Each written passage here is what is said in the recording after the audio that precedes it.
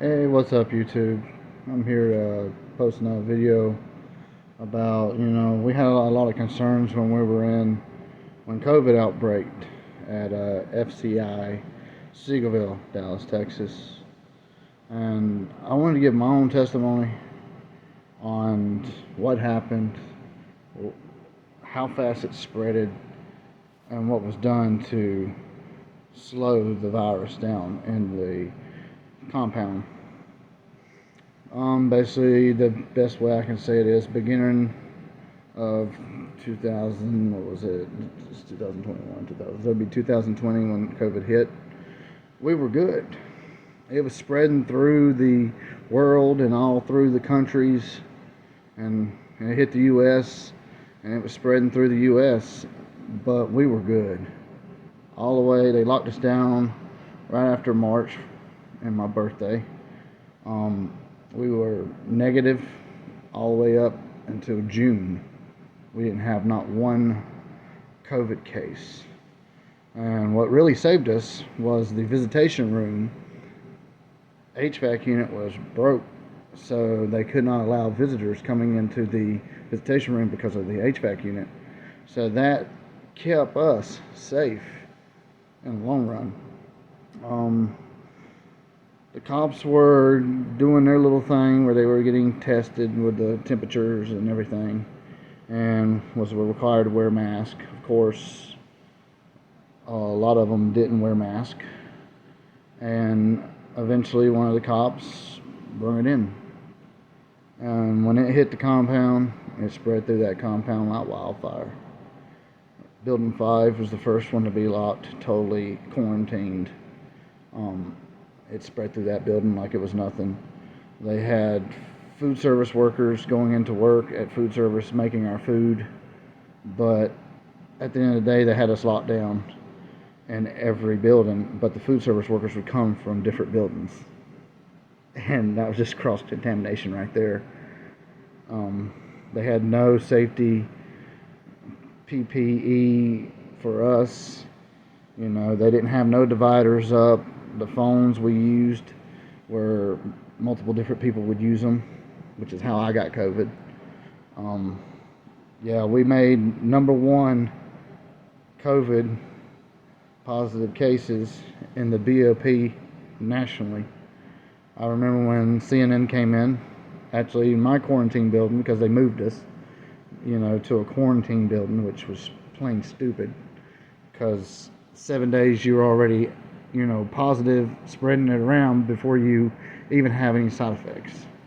So, I've been spreading around in my building for 7 days. Now you're going to say I'm going to quarantine me in a quarantine building when they possibly, doesn't make sense just to lock the whole building down and burn it all out of that building until everybody's positive.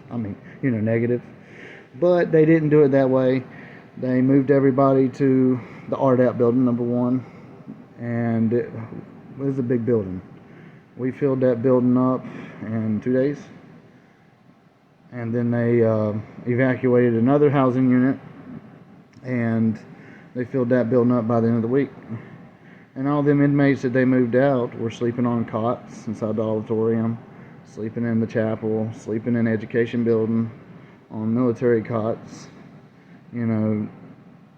They really didn't have no phones to talk to their families, no computers to email. They didn't have their property. They just basically just had pack a bag. They told you pack a bag for, a day. And people packed a bag for a day. And that's all they had. When they told me they were quarantining me, pack a bag for a day, even the cop told me, she's like, really, that's how her eyes was. She's like, I only pack a bag for a day. I said, sure. I know how you people are. And she's like, well, you don't trust us? I said, yeah, right. I had 2 laundry bags, but it was a good thing, because that one day to a week that they were talking about turned into a month. So it was a good thing I had brought my property. It was crazy. When it got full force into it and they started having people protesting out on the street, out at the gates, and helicopters flying around with news cameras and news reporters coming in, That's when they started putting stuff up. They actually put it up right before CNN came. I started putting plastic dividers up between the phones. They started giving us little shower things that look like you go in your head to wrap over the phone handle to talk. You know, when I had COVID, it was horrible. You know, people were getting dehydrated. They would give us free Tylenol, which didn't help. The fluids they would give us was like, well, first time they gave us 2 small Gatorades and said this is good for a week. The second time they gave us pack of powdered Gatorades, and it was 1 pack, which was about 5. Well, you should be good for 2 weeks. I mean, they try to keep you hydrated. You know, they really didn't do that too good on keeping people hydrated. Like I said, the biggest problem was smarts. Just using your head. I mean, it ran rapid. I was locked down all the way up until I got out of last year. I'm just now putting this video out because I made sure I was okay to get on YouTube, you know, and make sure I'm doing everything right, you know. But yeah, that's what basically happened at FCI, Seagoville. You know, they didn't have no air conditioning at all in the regular housing units, 53 and 54, which was the 2 quarantine units at first. They were newer buildings, so they had AC, which was, thank goodness, was a good deal, because I'm telling you, I couldn't breathe with that COVID.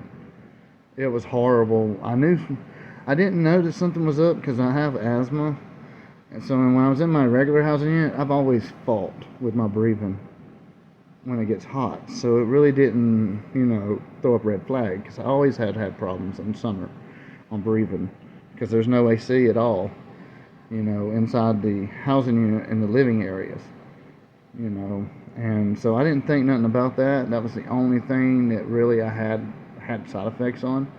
I was asymptomatic is what they called it.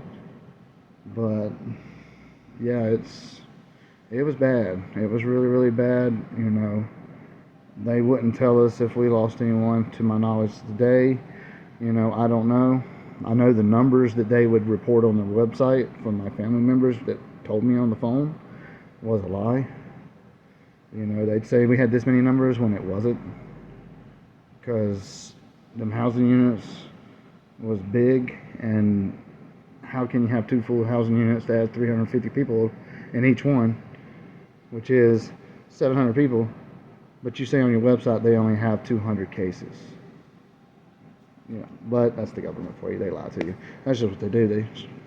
They're not going to tell you the whole truth, because that's just the way they are. But yeah, I just want to let y'all know that's basically my testimony of what happened with COVID and FCI Seagoville. And God bless everybody that's still in there. May the Lord be with them and protect them. And maybe one day we'll see this virus out and it'll just go away. All right, well, y'all take it easy.